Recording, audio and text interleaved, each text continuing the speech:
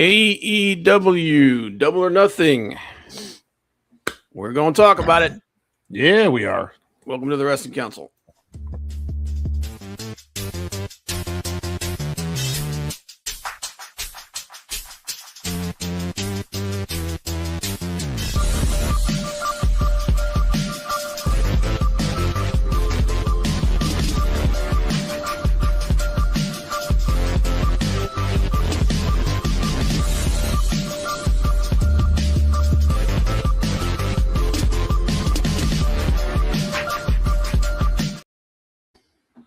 Welcome to the Wrestling Council. I'm your host, Comic Book Bob, joined as always by my good friend Hollywood Frank.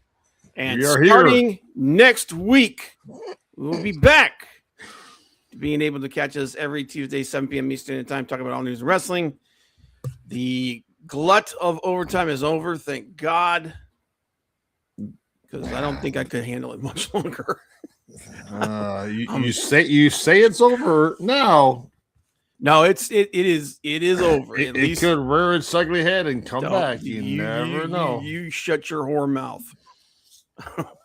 I don't want to hear it. I can't take it anymore, man. My body is like, we're done. We're done. Shut up. We're done. I literally was so tired. I think I almost had. You ever have a panic attack? Mm-hmm. I actually started having one. I was actually sitting in my car for like the last 2 hours on Sunday night, and I'm like, do I need to go to the hospital?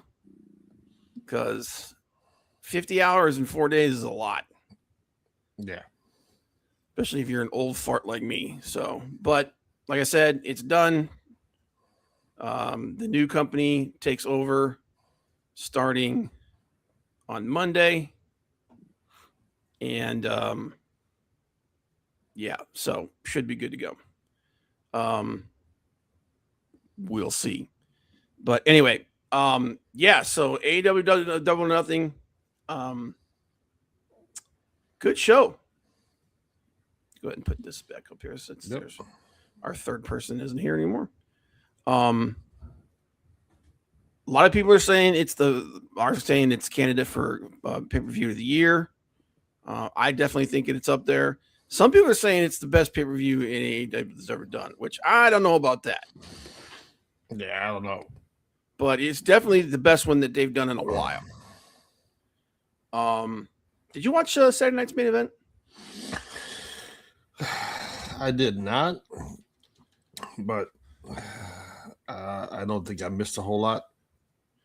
I caught part of it. I caught Penta's match with Ethan Page, which is a good match. I caught that. I caught the Sol Ruca Becky Lynch match. That was bad. That was really bad.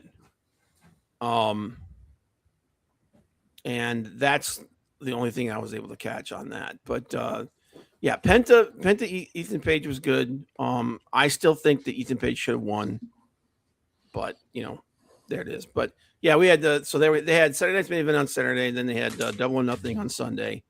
We're going to talk about that. We're going to talk about all the matches. They actually had some storyline stuff. Shocker, man. Freaking storyline stuff in an AEW show. Yeah. Which they desperately needed that. But real quick before that, what else was it? Yeah, you were talking about there was a little bit of news. Bushiroad is no longer in control of New Japan Pro Wrestling. They sold to their two partners, Ashi TV, and I can't remember the other one off the top of my head.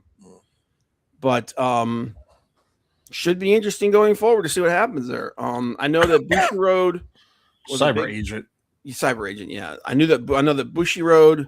The fact that there were three different promotions that were controlling things, and that there were different TV rights and all that kind of stuff was one of the big problems for them especially being able to branch out into other markets and whatnot. So one of the big complaints is between the relationship between New Japan and AEW is that AEW people hold New Japan titles, but New Japan talent don't hold AEW titles. Excuse me. Well, part of that was because of the different TV deal rights and negotiations between in New Japan. Right. The original plan was when they first created the international title, they were going to put that on Tanahashi because that belt was originally created to be defended in other promotions. Hence, like the first time it was defended was when Pac had it, and it was defended at a Rev Pro show. And I might be misremembering this, but I'm pretty sure that it was also defended once at a CMLL show.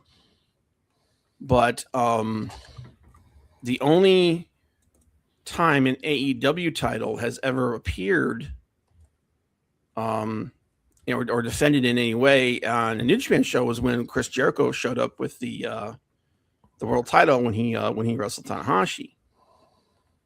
But so that's when Tony Khan came up with the idea that they were going to create the international title. And it was going to be, that title was made specifically to be defended in other companies and for other people potentially to hold it over there. And one of the original plans was that they were going to have Tanahashi be one of the first holders of that belt, and they weren't able to do it. So that's one of the. So I understand that complaint, and I do think that they need to figure something out because I do think that there needs to be some reciprocity there. But that was part. It wasn't just because AW went, no, we're not going to let you guys do that. It was because weird TV rights and stuff. So this might be a step in the right direction to correcting that. There's still technically two organizations that control it, and I think they still have different TV rights and everything. But that is one thing that I think that they really needed to do. I'm surprised that Bushiroad sold out like they did, but the product isn't what it used to be. So, but remains to be seen. So we'll see what happens going forward. But yeah, Saturday night's main event wasn't all that great, but and there was now the one thing I would say about the Double or Nothing, no, dude, it was a long friggin' pay-per-view. What pay-per-view from AEW isn't? Yeah, it was a long show, but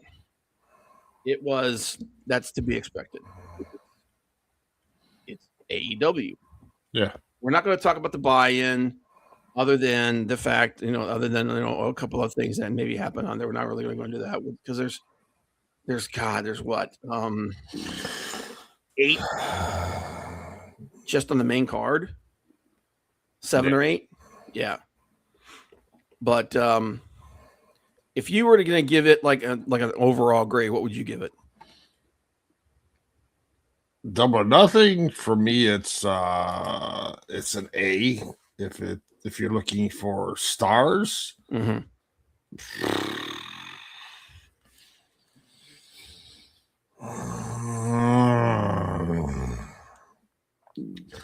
Out of 5, I'm leaning at like 4.25, 4.5.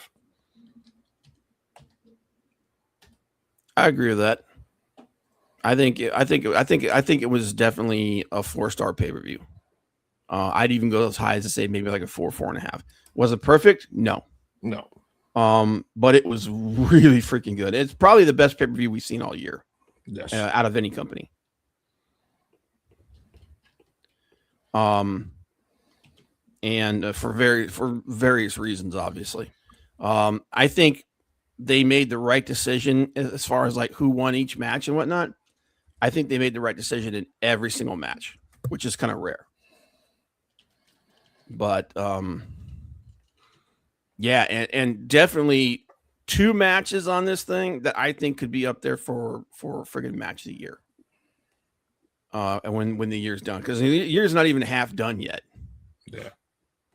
But still, I guarantee you 2 of these matches, I would almost say 3 of them, but one I'm like, okay, I've seen a better match out of these 2 guys, So I'm not going to say that that's going to be up there. But there were 2 matches on this card that I was like, holy shit, dude. Yes. That was freaking, that was awesome.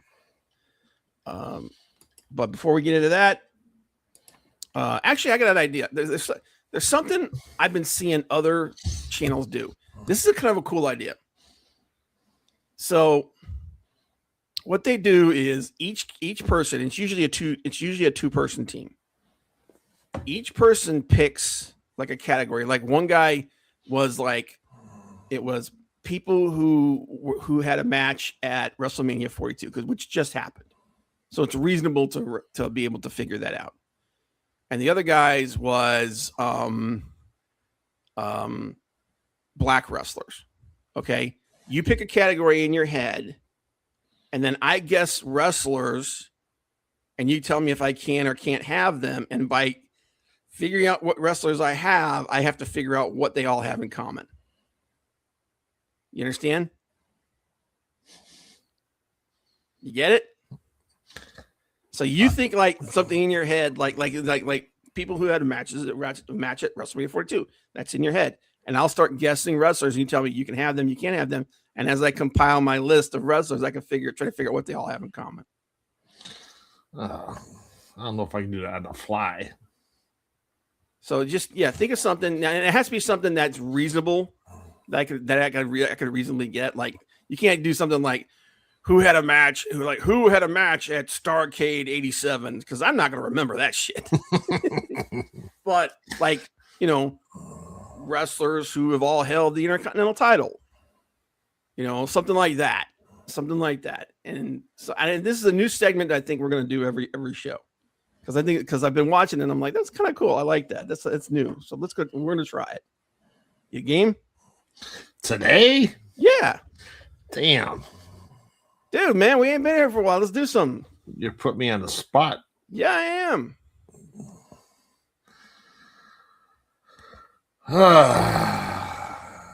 Yeah, take a minute to think. I'm gonna start saying hi to everybody. What's up, Malacino? Appreciate you being here, brother. As usual. What's up? What's up? What's up? What's up? What's up? Hello. What's up? What's up? And as usual, leg kick. Leg kick's here. What's up, leg kick? Appreciate you being here, brother. Hail, leg kick. And yeah, it's a cool idea. I've already got my category, but then again, I've had time to think about it.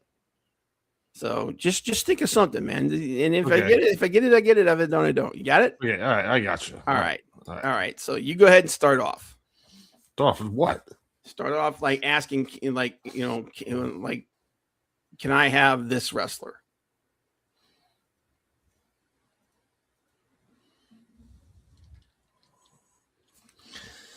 Now you got to remember, you know me. So your knowledge of me is going to kick in on this too. Don't put anything New Japan because I don't know New Japan. No, I won't. I'm not. Again, I'm not going to do something that you won't be able to get.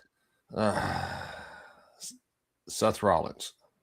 You cannot have Seth Rollins. Roman Reigns. You can have Roman. Okay. Your turn. Cody Rhodes. Unfortunately, you cannot have Cody Rhodes. Hulk Hogan. You can have Hogan. Okay.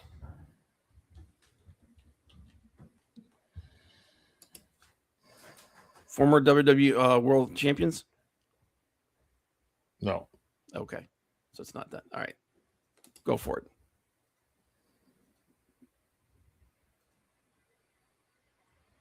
Gunther. You cannot have Gunther.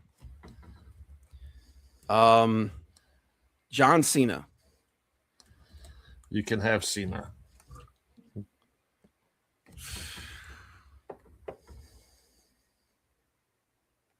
Okay, it's not WWE champions.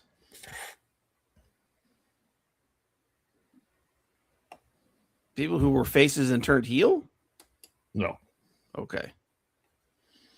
All right, your turn.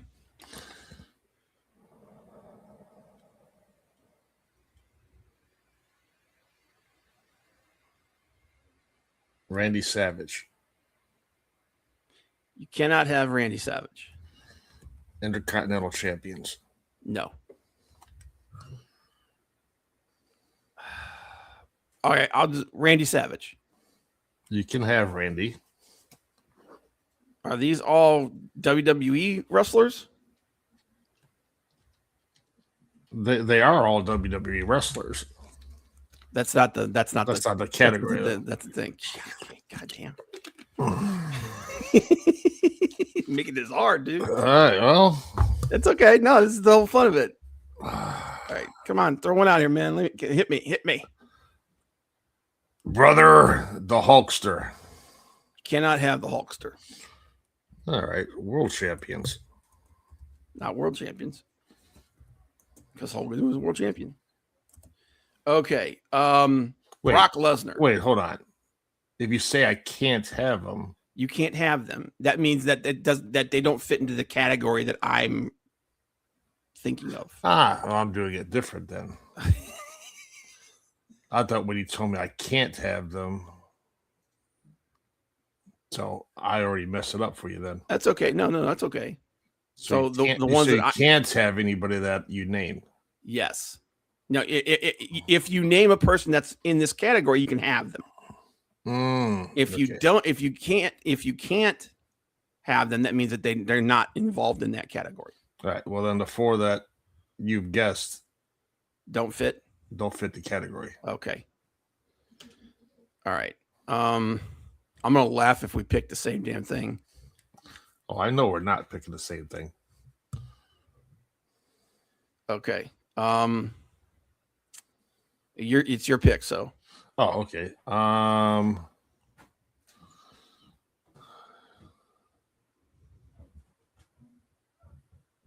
CM Punk. You cannot have CM Punk. Ric Flair.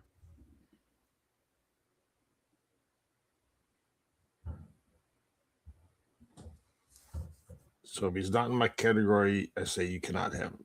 No. If it's not, if the person I name is not in the category that you're thinking of, I can't have them. If he's in the category I'm thinking of? If he is in the category you're thinking of, I can have him. Okay, yeah, you cannot have him. I can't have Flair? Okay. Because the category you're thinking of is that all the people that I name, they're in that category. You understand? Let's say, well, this game sucks. All right. So I picked Flair. It's your turn. Roman Reigns. No, you already picked Roman. No, I did not. Oh no! You cannot have Roman Reigns. Sting. You cannot have Sting. Shit. Damn, man.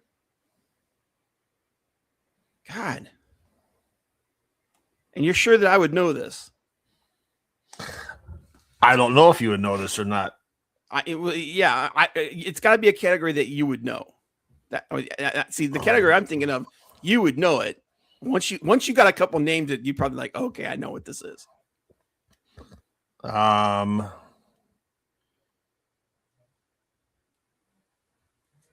Will Ospreay? No, you cannot have Will Ospreay. All right. Well, my category is about WWE. It has nothing to do with AEW.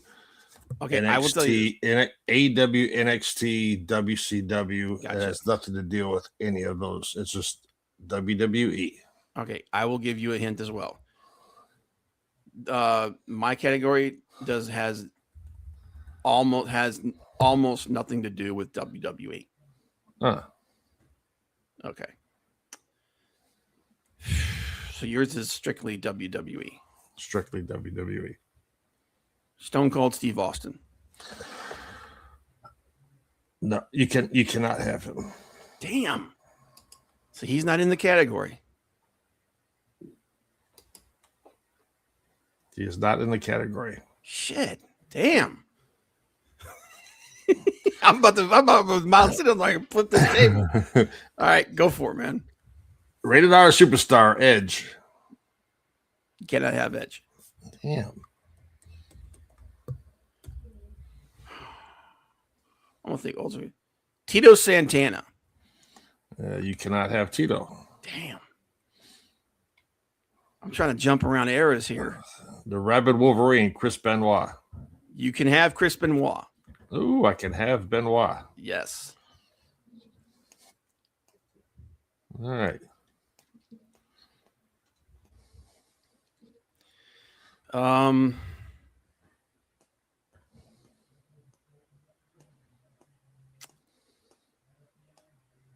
Big Daddy Cool, Kevin Nash. You cannot have him. Shit. I'm so lost, dude. so Eddie Guerrero. You cannot have Eddie Guerrero.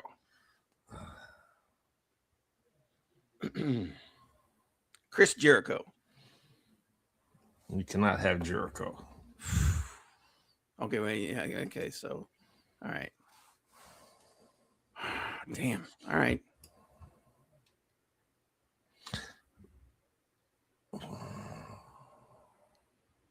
Ric Flair. You can have Ric Flair. 4 Horsemen. That's right. All former 4 Horsemen. See, that's something you can get, right? Yeah. Okay. I'm going to take a couple more stabs at your category, and then you're going to have to tell me what it is. All right. Edge. You can have Edge. Edge. Okay.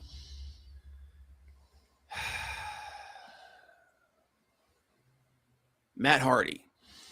You cannot have Matt. Damn. The Miz. You cannot have The Miz. Jeez, God dang, dude. It's a tough category. The Undertaker. You cannot have The Undertaker. Holy crap, man.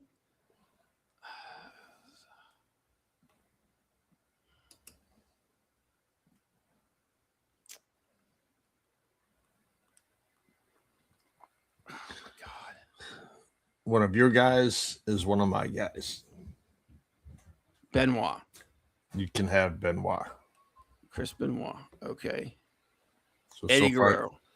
you cannot have Eddie. So I got Edge and I got Benoit. Yes. Canadian wrestlers. No. God damn. Okay, yeah, because Chris Jericho would be part of that. Yes. All right, I give up. 4 wrestlers who have won Royal Rumble from the #1 spot. Oh, okay. Damn. Do you know who that's the a other hard 2 one, but yeah, I probably should know that. Do you know who the other 2 are? Damn. I should, but I don't. There's 1 male and 1 female left. Okay, so I think Charlotte did it once, right? Nope. No, it wasn't Charlotte. Who was it?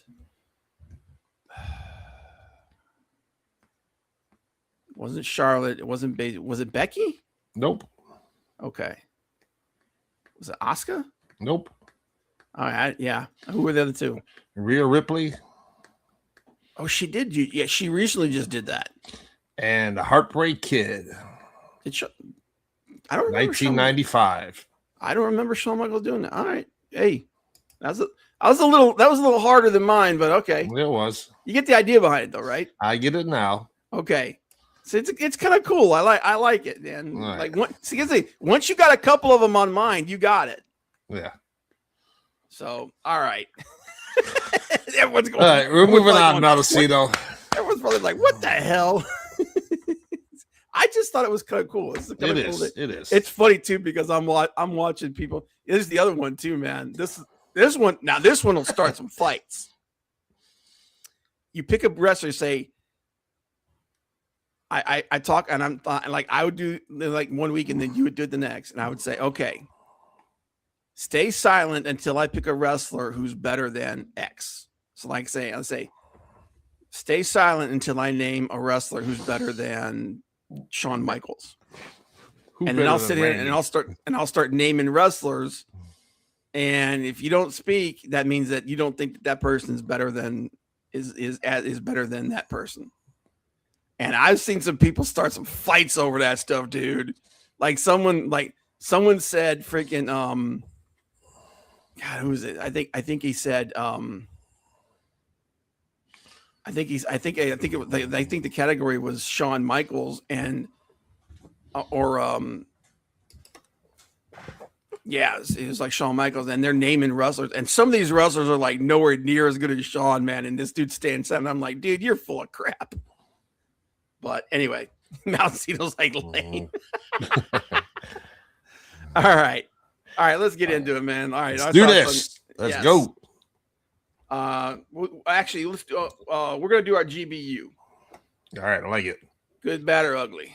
So, and it's an odd number. So Frank is going to be the first person to do.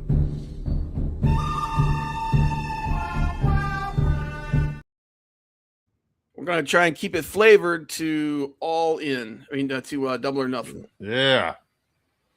So what's your GBU for Double or Nothing, brother? Here we go. We interrupt this program for an important news announcement. The news announcement was that was the best pay-per-view of the year. Yes. Double or Nothing. I agree. I care less about the buy-in shows are really good. But if I had to go good, bad, and ugly for that, it would be the buy-in shows. Like it's just a filler. It like really doesn't care. Yeah. It's a way to give someone a paycheck. Yeah. But damn. From the opening match to the last match, the women's matches, the Thekla match was awesome. That four-way was better than I thought it was going to be, because usually four-ways are a mess. The best was Takeshita versus Okada. I agree. To me, that was the best match of the night. Some people might say Ospreay, Samoa Joe, which was good. That was a close one for me. Just the back and forth from those two guys. And, it's set up now with Strickland versus Ospreay for the finals for the Owen Hart, which is, should be Will Ospreay, so he can challenge for the world title. But overall, and Rob and I talked about it yesterday.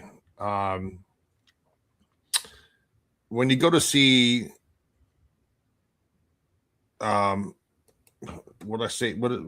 Expendables. When you go to see the Expendables, you don't go there for the plot. You don't go there to see You're not going there to see an acting tour de force. Yeah.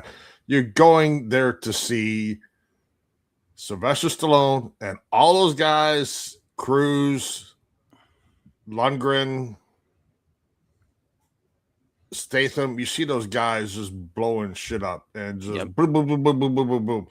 Dropping one-liners and blowing shit up. Like you're not there to see an Oscar-winning movie. Yeah. You're not watching Stadium Stampede to see a 5-star wrestling match. Yeah, if you watch that, it's going to be blood and everywhere. It's going to be carnage. It's going to be crazy stuff, and that's what it is. But that going in, so even a match like that, as crazy as it is, was good. It's entertaining. Are you not entertained? Are you not entertained? Yeah, are you not entertained? So I was entertained by even that match, as goofy as it was. Yeah, and dude, there was some goofy crap, dude. It was kind of cool. There was a couple little callbacks too, like because remember when God, my brain just took a crap on me. He was Bobby Lashley's manager for a while. Yeah, the Leo Rush. Yeah, when Leo Rush was, and they kind of had a little callback to that when he showed up out of nowhere. with his new weird gimmick. Yep. And the look that friggin' Bobby gave me was like, what the hell? And then when Luther reaches that, like, opens the door and hands him the friggin' tennis racket. Giant ass tennis racket. Yeah. Yeah. And Luchasaurus spraying the mist. Yeah. It's just goofy. And that's what it was. Yeah. You need more whimsy in your life. It wasn't entertaining that game. Yeah. We'll work on it. Obviously, we'll make it better. It was, you know what? It was off the cuff, man. And Frank didn't quite know the rules and everything, so it'll be better next time. It's a work in progress. Yeah. But yeah, so overall, just top to bottom, I enjoyed it, and it was definitely for me pay-per-view of the year. Takeshita Okada up there for match of the year. The bad, I'll get back to Double or Nothing in a second. The bad WWE wise, Logan Paul out with torn tricep. Yeah. Injuries are never good. Waiting for your hot pockets. I can eat a hot pocket right now.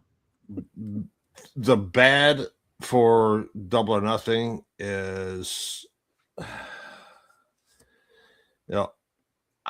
I'm not a big fan of the knee slaps. Bobby Lashley doing that when he's doing, obviously the clothes he's wearing for that. Hey, yo, Big Daddy. What's up, sir? Obviously the clothes some of those guys are wearing for that, to make them move. Yeah. Sound something. But I'm not a big fan of knee slaps. I can give or take it. I think it does get overused. Yeah. But especially in AEW. But in certain circumstances, I think it works well. And my ugly is, man, that dude doesn't have much longer in AEW at the rate he's going. And that man was your former world champion, Darby Allin. Dude. It's kind of funny how they're leaning into that storyline that he's burning the candle at both ends and he's almost out. Because I'm like, that's not a storyline. That's real life. Yeah. And tomorrow's never promised for anybody. Right. But the stuff this guy does, and I get why he does it, because it has to make it you got to make it look realistic that a dude that size can go up against somebody who's much bigger than he is in most cases. But at the same time, it's like, dude, forget the fact you're taking years off your career. You're taking years off of your quality of life. Yeah. And I just don't like the long spots, like he, doing a coffin drop off the tight top of the, do they even call it Titantron in AEW, whatever that is? But plus the fact you're doing that thing backwards. Yeah. And, it's, how long MJF's got to lay on that table waiting for you to climb up there. In the real world, that doesn't happen. Yeah. Like, you got to suspend belief sometimes with wrestling, but things like that is just like, oh my God, really? Well, it's just like, that was one of the things that Jim Ross called out early in AEW's in their lifespan. He was like, how they would look like when everyone, every tag team match, they would have that mill around match outside. Yeah. Everyone would just sit there piled together and wait, and the camera would actually show it. And he's like sitting out there milling around like a bunch of lemmings. But yeah, I agree with you. But that's my GBU. Again, great pay-per-view, Takeshita, and then having Fletcher come out and lay out. That was awesome. Takeshita was, icing on the cake, cherry on top, whatever you want to call it, for that just great to see Fletcher back. Yeah, it really is. So real quick before we get any further, Big Daddy, here's your hey yo. Hey yo.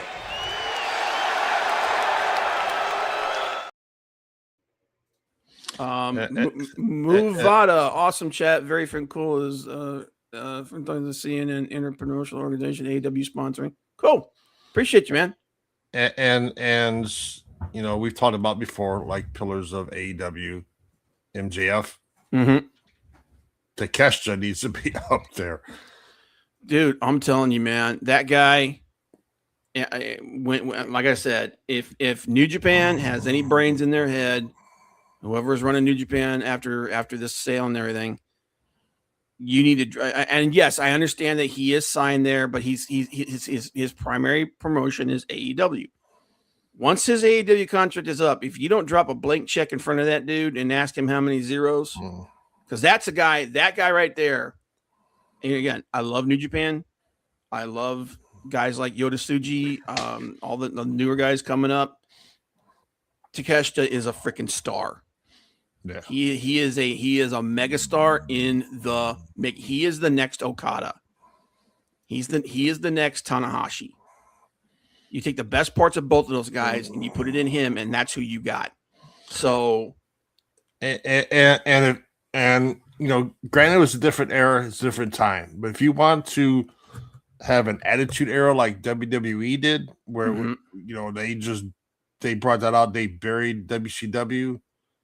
You build it around guys like MJF, Takeshita, Kyle Fletcher, Ospreay. Yeah, like New Japan was already sold now. Yeah, like that's the guys you can have a Stone Cold.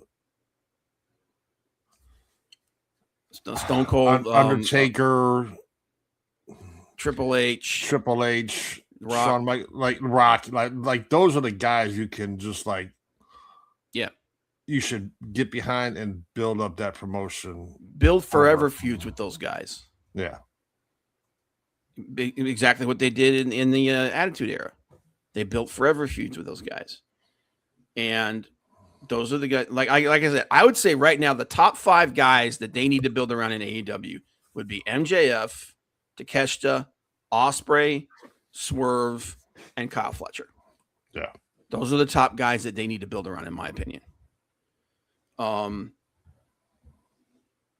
And this pay-per-view, I think, showed that, because I don't think as loud as some of the pops were, man, I don't think anybody popped bigger for that Okada to catch the match, the freaking Strickland Bandito match, the Ospreay Joe match, and then the main event with Darby and MJF. Nobody was louder in those matches. The other matches were good, but you can tell who the future is. Yeah, and the future on the women's side is Thekla. Dude, I'm gonna tell you what, that girl has grown on me, man. I always knew she was pretty good, but I really think, especially right now with Tony Storm being out for so long, they need to start building new people like that. And I think she's one that they could really build something into. Just nice. Calico Clicks said, just nice seeing the recap for Double or Nothing. Very nice preview. Yeah, it was great, man. Appreciate you being here too, by the way. No, this was that one of the things that we've always said, man. You know, AEW television, so a lot of times it's hit or miss. You know, they make some mistakes when it's on their regular television, but when it comes to pay-per-views, man, pay-per-views are always bangers. All right. What's your GBU, sir? My GBU. I agree with you on that. I think this was one of the best, not just the best pay-per-view that we've had so far this year. I don't know if it's going to be, because the year's only half over. Not even half over. So we don't know if it's going to be the best pay-per-view of the year. But right now, I would say it is the best pay-per-view so far this year. And one of the best pay-per-views that AEW's put on in a long time. But the thing that I think really clicked on this was, I think when they chose the winner and what direction to go through in each of these matches, they picked every one of them was the right call. Yes. Thekla is what Julia should have been. 100%. Maldacito. 100%. Thekla is what Julia should have been. Julia should be so much bigger than she is right now in WWE. And I feel bad for her because, I mean, you can't blame her for going to WWE. No, not at all. I mean, because that's the Mecca right now. Even today, that's the Mecca. That's that everybody dreams about having that WWE run and where a chance where maybe they can be one of those top people. But they're like the Lakers. Yep. In basketball, or the Yankees in baseball. Yeah. Or when they were up on top, the Patriots in football. Like they're dynasty. But yeah, Thekla's really turning into a big deal, I think. And I guarantee you WWE is looking at her. So when a lot of these people's contracts come up, man, there's going to be some calls being made from other promotions. But yeah, that's my good from that. The bad, like you said, the injuries, whether you like the guy or you hate the guy, you'd never want to see anybody go down to injury. So Logan Paul out with torn tricep. Dude, I'm going to tell you what, man. And just the friggin' the Vision faction period, man. Those guys are cursed. I mean, my God, man. Every single member except Austin Theory has been injured, has gotten injured, and pretty badly injured at that. Dude, speaking of which, did you see the pictures of Bronson Reed working out? Dude, it looks like he dropped some weight, man. He's hitting the gym hard. He needs to. Well, dude, and just because that guy can be a beast. Dude, if he dropped like 100 pounds and he would still be like 350, 360 pounds, being able to move the way he does, dude, he's that. I said before, man, that guy could be the next coming of Bam Bam Bigelow. It's like once Gunther dropped his weight, and he was just like, you could actually believe this guy was going to be world champion. Oh, dude, Gunther's so underrated. But yeah, I agree with the Thekla thing. But yeah, that's my bad. And the ugly, this situation with Ludwig Kaiser, man. I don't know if you've been keeping up on that story, man, but it's getting crazier and crazier. And again, it depends on who you believe. Yeah. But the more we're hearing, the more we're realizing that this was more than just, some little incident that happened. And it could turn into a really big deal. So, and we've seen how these kind of things can spiral out of control. So, and there's so much speculation and everything going on right now. There's so much venom being slung back and forth in the IWC. But to be fair, Austin Theory is already cursed with being Austin Theory. I kind of feel bad for Austin Theory, man. Not everybody's born to be a star, okay? The guy's got great look. He's got great aesthetic to him. He's just got a personality like friggin' wallpaper paste. So, and it doesn't help that they saddled him with in the Vision. They saddled him with the most friggin' generic possible gimmick that they could possibly give him. He's Hoodie Thug #1. So, but that's my GBU. All right, man, let's get into these matches. It's better than when he was with Grayson Waller. Well, dude, anything's better than when he was with Grayson Waller. Being wallpaper paste is better than being with Grayson Waller. But, and I'll tell you what, man, we talk about, well, first of all, what do you think about Mick Foley? Mick Foley signing with AEW. Yeah, no, he was at the pay-per-view. Yep. I don't know what his role is going to be there. Yep. I mean, he was just there with Renee for the buy-in, and talking to Darby Allin and MJF, or MJF, talking to Darby Allin about his match. No, you talked to MJF too. Yeah, but it's I don't know. I mean, he's not going to get in the ring. Oh God, I hope not. There's some people saying that, dude, he should, if he's going to do his last match, that should be. I was like, dude, I don't want that dude in the ring. I don't want that dude. Like I said it before and I say it again, man. He's in the same category as Ric Flair. I don't want to see him die in the ring. And his body is so busted up. If you can have it be a manager or like you texted Antonio commissioner or something like that. Yep. Fine. But, or if you're going to do something like with Danielson and he's announcer every once in a while. Mm-hmm. I don't have a problem with that. Yeah. I don't have a problem with him being on color commentary. I don't have a problem with him being like a commissioner's role or something like that. I don't have a problem with them doing anything like basically the same stuff that he was doing in WWE before he left. Yeah. I don't have a problem with him doing that. And him being the presence there, I think will help them. I don't want this dude in the ring. I don't want him taking bumps. He wasn't even born to be the towel boy. Damn, dude. Some Austin Theory hate. But yeah, I thought the exchange between him and MJF was interesting. I think if he could do stuff like that, I'm all for him hanging out and being there. And if he wants to get involved in the creative side of things, let him be the general manager of Dynamite or Collision. One of those two. Let him do something like that. I don't want the guy in the ring, and I don't want him taking bumps. I know that people would love to see him, have that one last, hurrah from that era, but it doesn't need to be. It doesn't always need to happen. So, but speaking of starting it off, man, it's like Chris Jericho said that one time, man. If you can't be last, be first.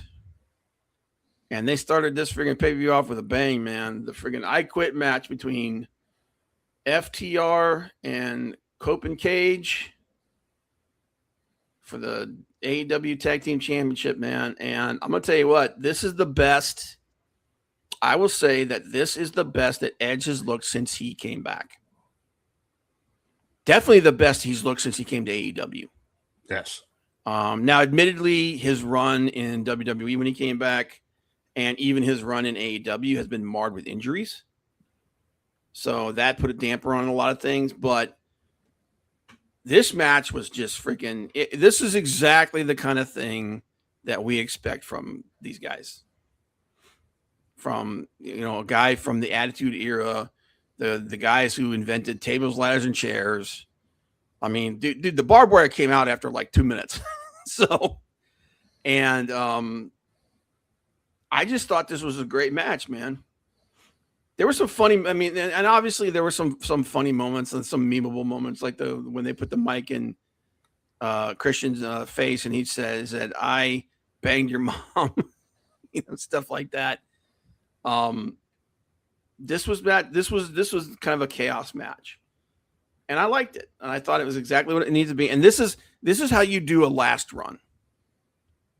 I think this is how you do a last run. You let you got a guy like Cage and who doesn't can't quite go the way he used to, but still has the ability. He still understands ring psychology really, really well. He could put together a good match. Having him in there with a partner in like Christian Cage, who's very capable, who's still pretty capable too, you can kind of lean on each other when you need to, and then being in there with a tag team like FTR, who's literally one of the best tag teams of their generation. Yep. Definitely helped out. I have to say, I'm still not sold on Stokely. I feel bad for the guy because he oftentimes he feels like a fifth wheel. And I think that's kind of supposed to be what his gimmick is. But I just don't think he adds anything to FTR. And then we'll also see if the rumors about WWE trying to court FTR to come back to WWE will be interesting in the next couple of months, because I know that this is their option year. But I hope not, because if they go back, they'll just be it'll be Motor City Machine Guns all over again. Yeah. Because I don't care what WWE says, they don't respect tag team wrestling, and they just don't give a crap. And yeah, tag team wrestling hasn't been as good in AEW as it has been in the past, but it's still better than it was in WWE. But yeah, this was a good match. This was a really good match. This is a great way to start it off too. What'd you think about it? Yeah, yes, Beth Phoenix did look good. Yeah, I was gonna say Beth Phoenix in the match was good. Yep. I think the build of the match, the design of it, and the way it went, I thought it was perfect. Yes. It was a good match. Very, very good match. Yeah. And just crazy spots with the flames and the tables. Yep. It's just boom. Hey, look at this guy. This guy looks familiar. He does. Jay Brony. Hey, yo. What's up, Jay Brony? Appreciate you, sir. But overall, a good curtain jerker of a match. Yep. And your new tag team champions, which we knew that was going to happen. Yeah. Oh, yeah. This is what they're doing right now. This is what we were hoping they were going to do with Matt and Jeff Hardy. And then Jeff obviously had his issue. So, and then, you could be building up to Christian and Edge versus whatever they call themselves of the New Day with Xavier and Kofi when they come in a couple months. Yeah. They just want to take away load-bearing walls at this point.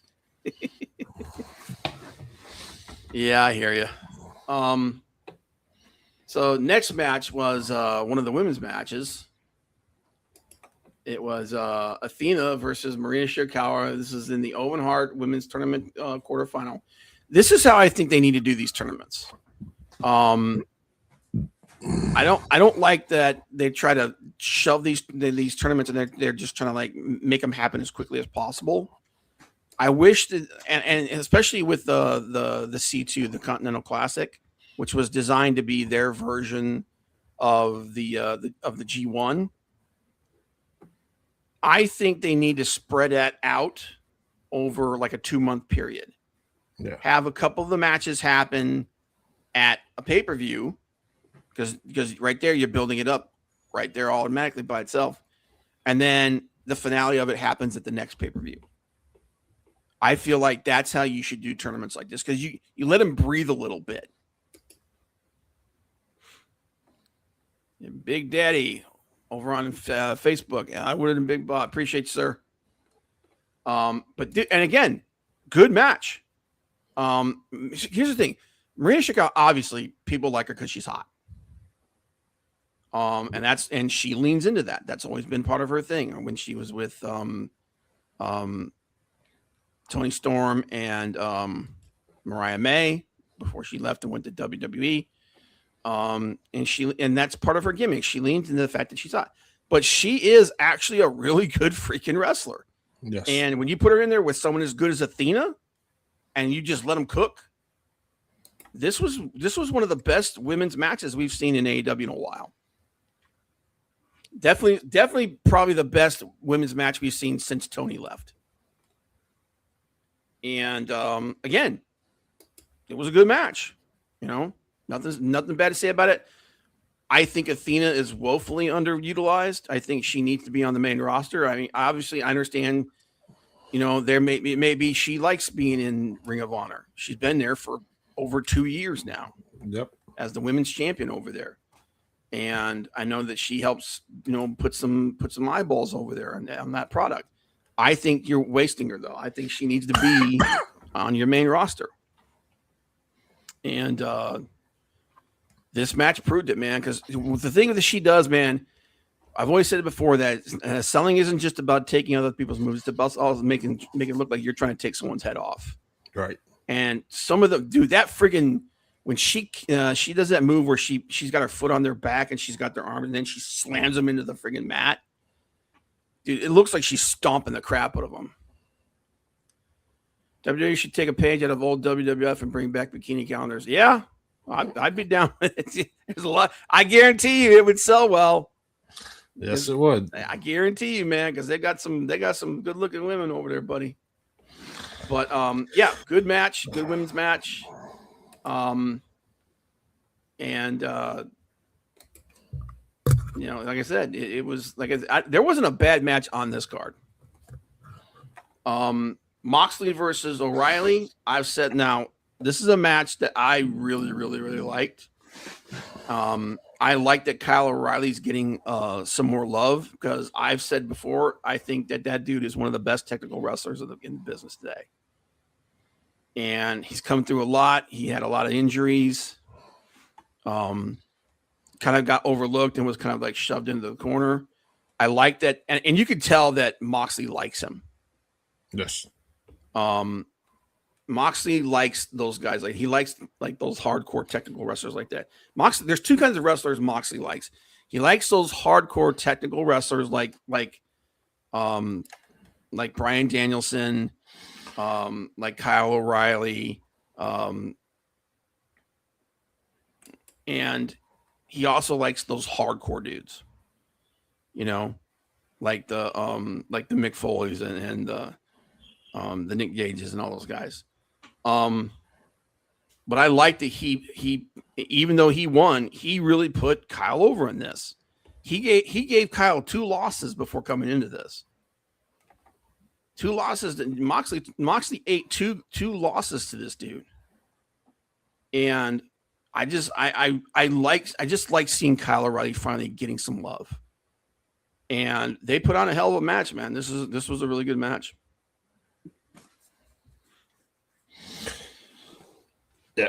Yeah, Moxley, you know, since he's been with AEW, I mean, he's technically their ace, I guess. Yeah, he's been what Chris Jericho was when they started off. Yep. He stepped into that role. Yep. He became the new Chris Jericho of AEW. Yeah, he's the go-to guy. Then he had the women's 4-way. Or did we? Which one was next? Was it Osprey? Was it Osprey Joe or was it the women's 4-way? I'd have to look it up. I can't remember. Well, we'll just say it was the women's 4-way. This match was better than I thought it was going to be.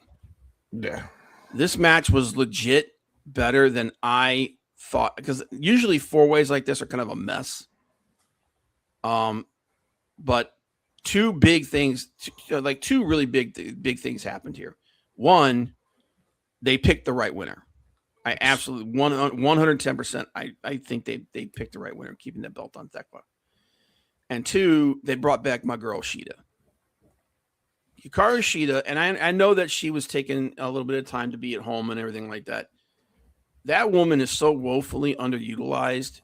She legitimately, if you remember back during the COVID era, when she had her long championship run, that woman put that company, the women's division, on her back at a time when the women's division was struggling bad. And she put that women's division on her back and she carried them through the COVID era. And then some bigger stars started coming through, like Toni Storm showed up. Jamie Hayter came in. Chris Statlander started to come into her own. And people started to evolve, you know, Mercedes Moné, and she kind of got pushed to the wayside a little bit. It's good to see her back. I'm glad to see her in this match. Now, obviously, they did some storyline stuff here, setting up a feud between her and Statlander, which that should be great. All of them look good in this.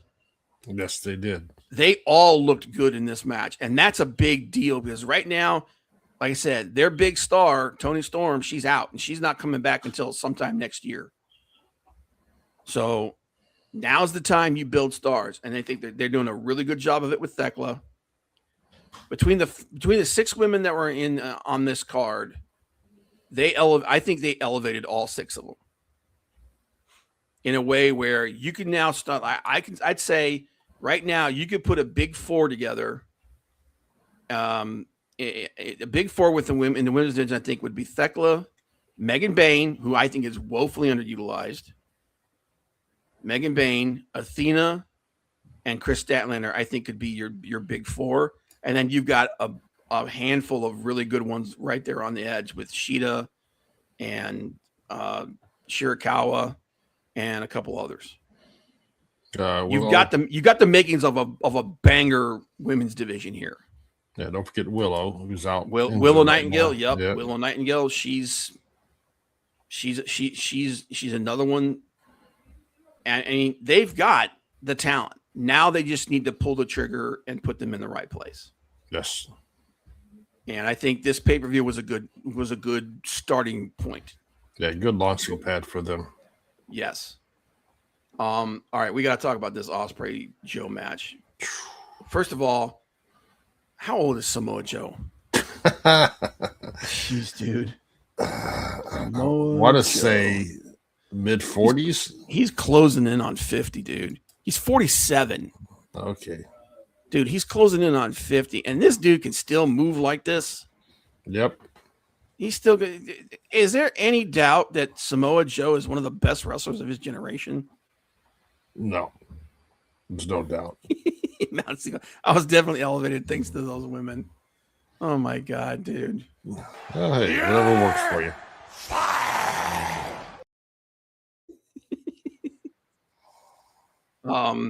But dude, man, the fact that Joe can still put on matches like this at 47 and he's a big dude, man.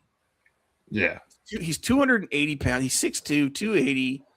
He's built like a truck, but he can still throw those kicks and do those moves like he's.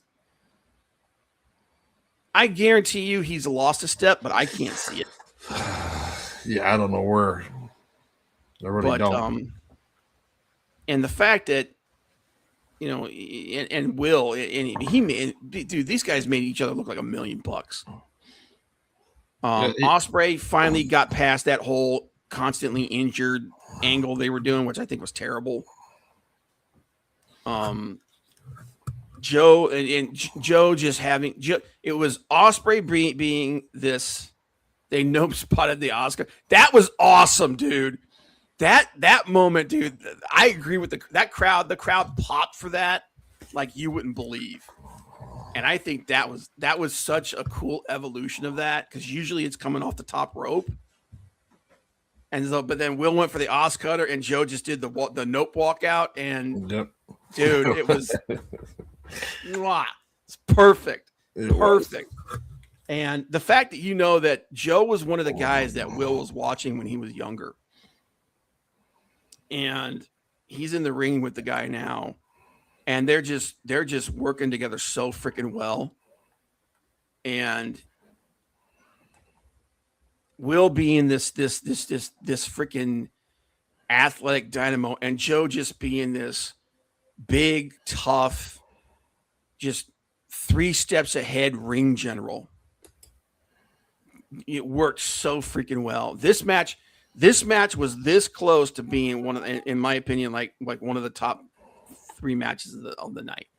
This close to being in that category of what I think would be like a contender for best match of the year.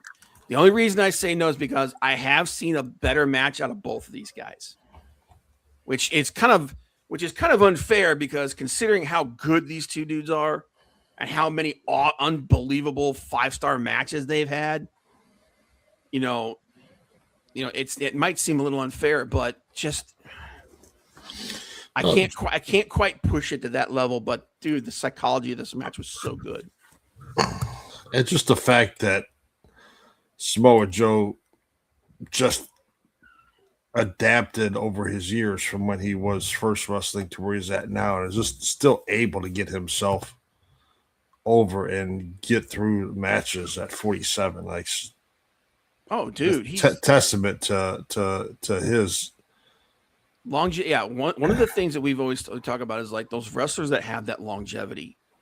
Like guys like and I put him in the same category as Jericho. Those guys that over the years they recreate themselves. Joe's done that multiple times now.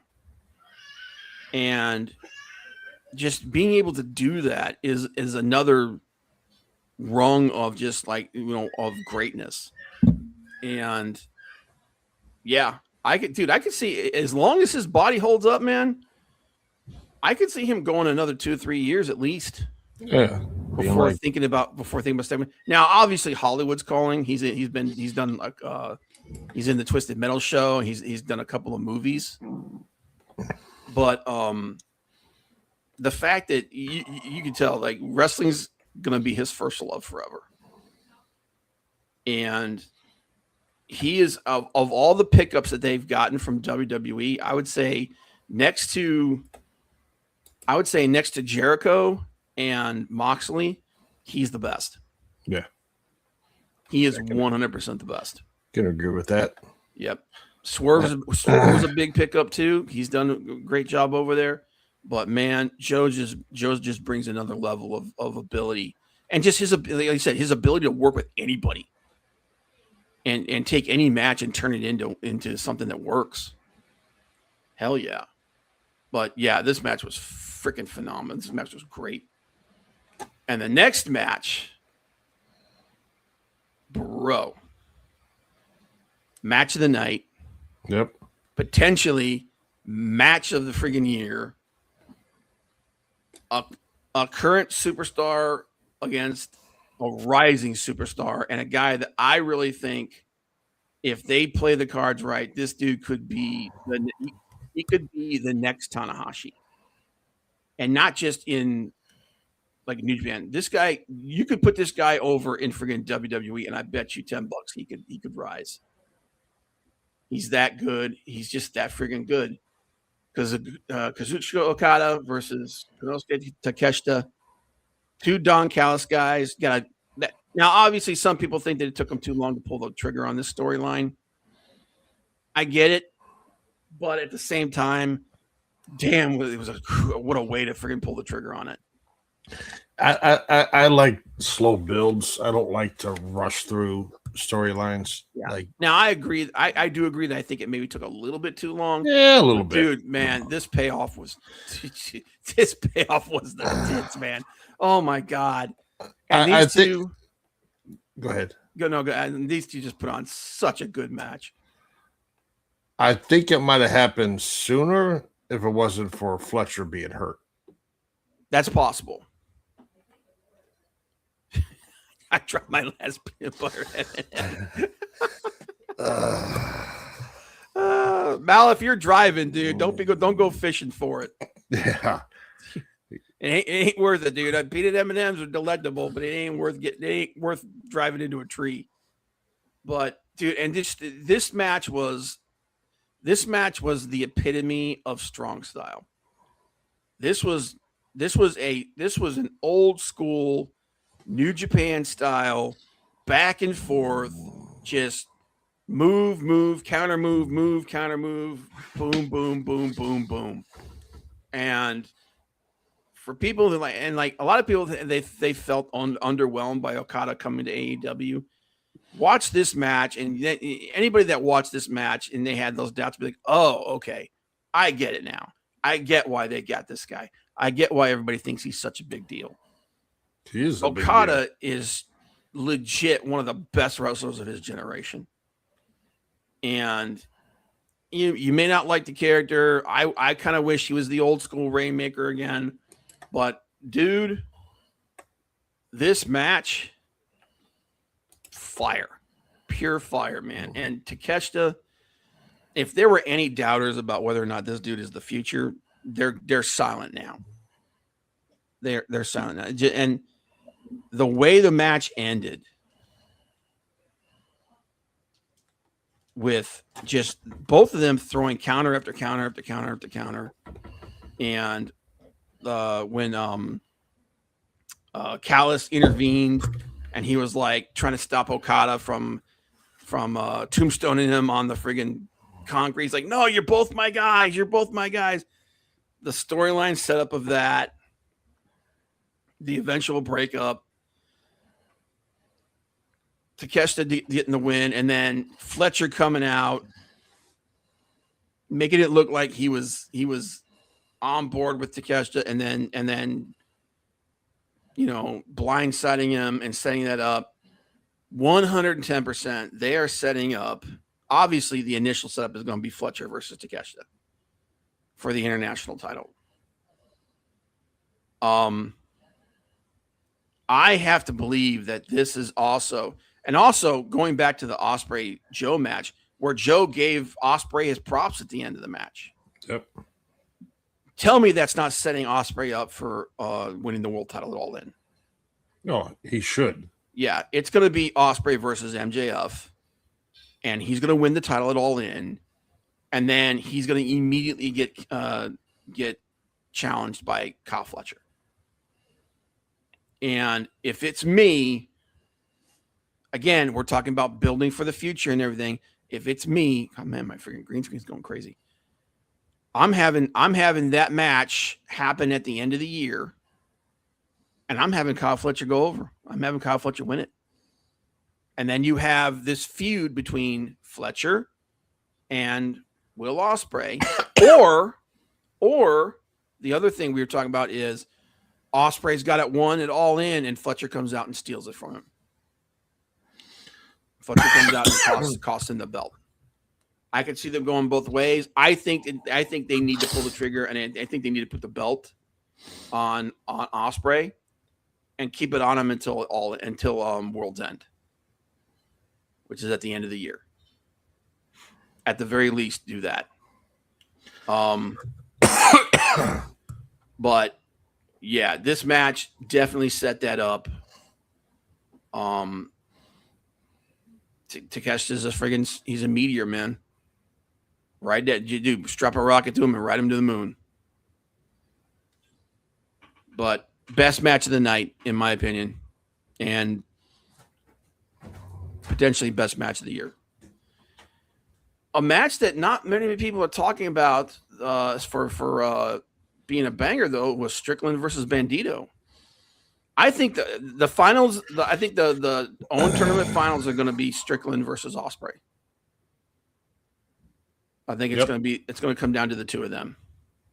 I think Strickland's going all the way. But dude, give Bandito his freaking flowers, man. Give him his props, bro. This was a lucha libre match. Like this was pure friggin' art. God dang, this match was awesome. God, just the whole freaking pay-per-view was so good. But yeah, Bandito, woefully underappreciated. I think this dude is fantastic. I think he's even better than Penta as far as their ability is concerned. I love Penta. I think Bandito's better, and I love that the dude's getting some props. But and again, Swerve, dude, recreated himself in AEW. Big miss for friggin' WWE when they let this dude go. Awesome match. And Swerve they need to get some gold on Swerve. I don't know if they're gonna have him take the Continental belt off of Moxley or something like that, but they need to put some gold on Swerve. All right, we got to talk about then the final match of the night. Got to talk about because there's so much going on in this friggin' match. AEW World Championship, Darby Allin versus MJF. MJF has evolved, in my personal opinion, MJF has evolved into one of the best wrestlers in the world today. He is 100%, in my opinion, the best heel working in the business. And I know that's saying a lot. I think MJF, we are back to prime MJF here. Okay. The people scumbag is dead. He is legitimately the best heel in the business. And they made the right decision putting that belt back on him. And the way he won, they've kind of set up a forever feud between Darby and MJF. Yes. With this, both of them winning with the headlock takeover. The story that they were telling with Darby, I get it. Again, it's the guy burning. He doing the open challenge thing. He's burning the candle at both ends. His body's not going to last. And the psychology of the match was that. And like at the end of the match, he couldn't do it. His body gave out on him. MJF, definitely the guy that they should have put the belt on. I personally don't think they should have took the belt off of him in the first place. I get why they did it. This was rewarding a company guy. Yeah. It was rewarding a company guy. It was also pulling a trigger on something that a lot of fans have been saying that they want. They wanted Darby to be champion. Also, it was tying up the loose ends of that storyline between him and Moxley, where Moxley told him that he just wasn't him. Mal's going after his peanut M&M. Oh my God! How bad is it that Mal's journey to reclaim his peanut M&M is more interesting than what we're talking about? But all right, so what did you think of that? This match was fantastic, dude. I thought that Max looked like $1 million. He did. The guy's just good at everything. Yeah, like I said before at the beginning with the good Ben, like just the some of the spots, like just taking forever with the coffin drop off the top of the Titantron or whatever you want to call it. It's just things like that. It's just like brings it down a little bit. It's like, come on. Yeah, that's why I wouldn't put this in like that. That I said there were 3 matches that I thought were the best matches of the night, which was Okada Takeshita, Swerve Bandito, and Ospreay Joe. This match would have been in there if some of that hadn't been in there. I also think Darby, I get it, he's young. His body's able to absorb damage a lot better than when he's like going to be like 35, 40. But at some point, someone needs to step in and tell this guy to take the foot off the gas, or he's going to be in a wheelchair. Yep. So, and dude, okay, here's the thing. Crazy spots belong on pay-per-views. Yes. 100%. Problem is that he does this stuff on TV. Not a good idea. But that spot coming off doing the coffin drop off the top of the monitor of the entranceway. I don't like that because, like I said, he's coming down backwards. If you're going forward, at least you can see where you're going to land. You know what I mean? You got a little bit more control. You falling backwards, you're falling backwards. You're going down no matter what. If your head hits something, it hits it. So I don't like that move. I don't like that at all. At all. So I agree with you on that. But yeah, this match, it was perfect. The choice was the psychology. It was perfect. The decision on who to win was perfect. And I think it sets up the future with him and Ospreay at All In. And I think it sets up Takeshita versus Kyle, with Kyle eventually going after Will. The feud between Sheeta and Statlander, and Copeland and Christian and Edge having that last run. Perfect choices in everything. Yep. But overall, if I had to give this, I'd give it like I agree with you. I'd give it like a 4.5 stars. It's fantastic pay-per-view, best pay-per-view of the year. Yeah. We still have 7 months to go. So yep. So so that's it. We don't know what's going to happen. All In might come along. It might be the best damn thing we've ever seen.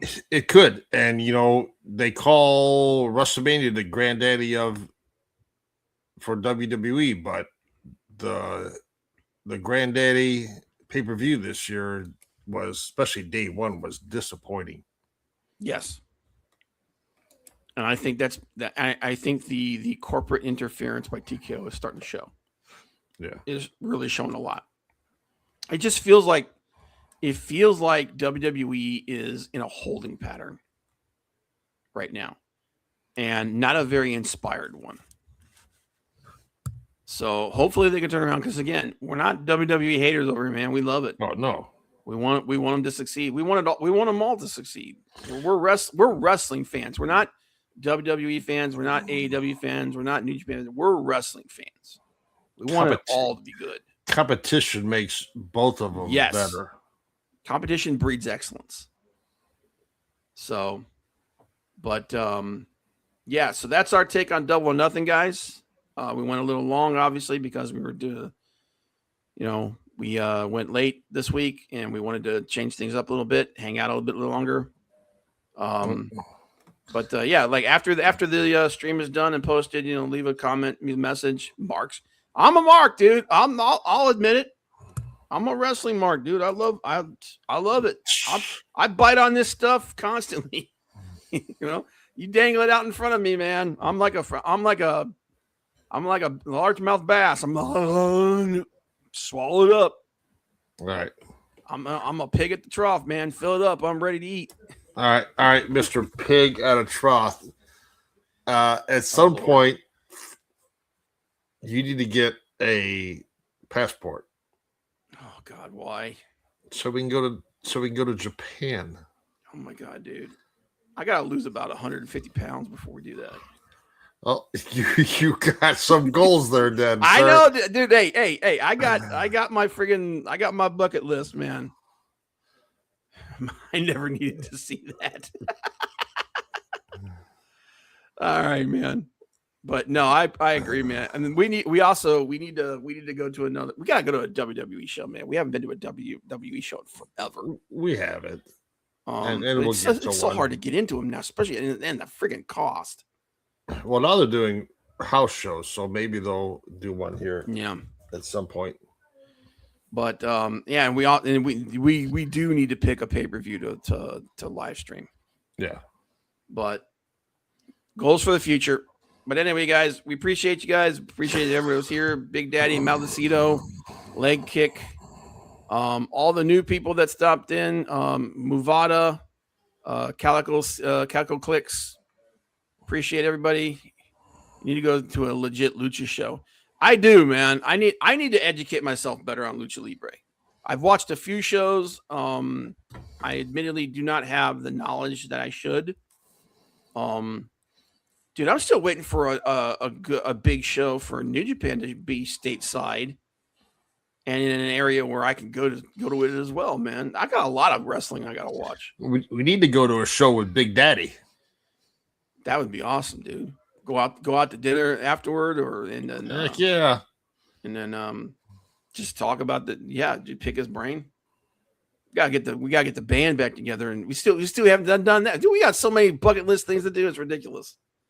But anyway, guys, we appreciate it. Like I said, we should be back at our regular time next week. We will be talking about everything that happens between now and then.